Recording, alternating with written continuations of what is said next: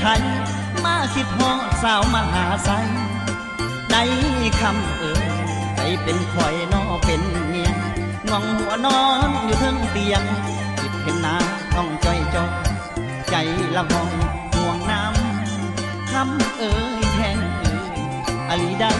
คำ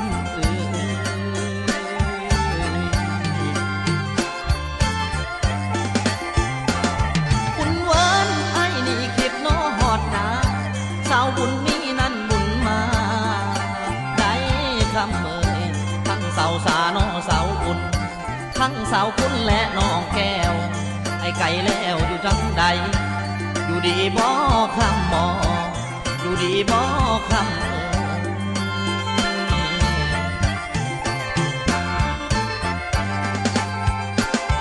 คุณเวิร์นไอ้นี่คิดนอต่อตังน้ำแม่อุ่นนอทุ่งหัวเธอเอาหัวนอกันหมดบ่ลำแล้มาทาคิดเบิ่งคืนนอเดือนหนาสองเฮาพานอกันเล่นบุญกะถิ่นจะพร้อมทำโอ้ยคำเบิ่งหมอลำจนสอแจงบางนุ่มโกสินนอสอแจงทั้งแย่งหน้าบ่อยากนอนก่อนซ้อนนางนี่อลีได้แพงทั้งอยู่เวียงจันทน์ก็คิดถึงวันนั้นอยู่บ่น้อยในแต่ใจลอยคอยละเมอเพ้ออยู่นะใจพำลำพันก็คิดถึงวันที่เคยอยู่มา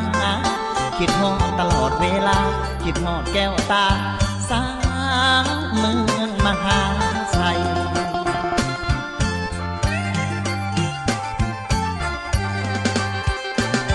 คำ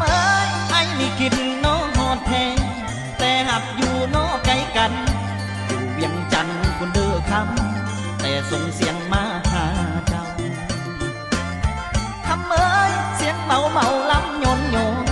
มาอาศัยนี่มาข่าวคำแพงฝากถึงสาวน้อนาดน้องให้ปันป้องน้อฟ้องใจอีหลีใดคำอีหลีนาคำนา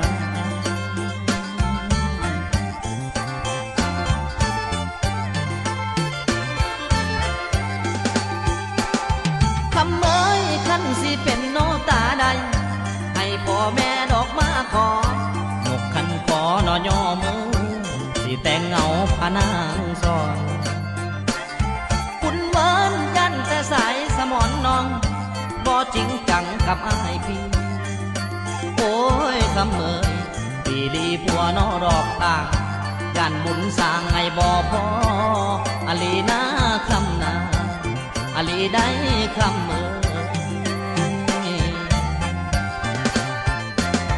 คุณเวิร์นให้น้องคิดน้ออีต้นคอนใส่นี่มาน้อขอวอนโอ้ยคำอยากขอสอนน้อสาวฟังว่าจังใดน้อเมหาอยากมาสร้างจังหวะนี้อีหลีใดคำอลีนาคำนา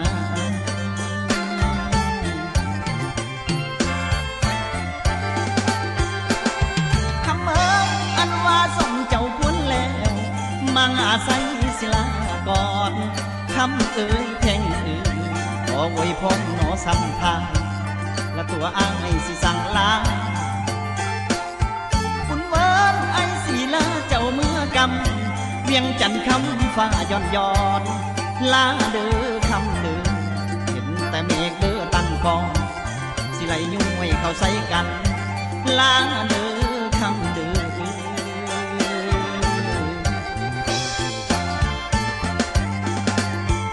ที่นาถ้ามีน้องคนดีจริงพบหน้า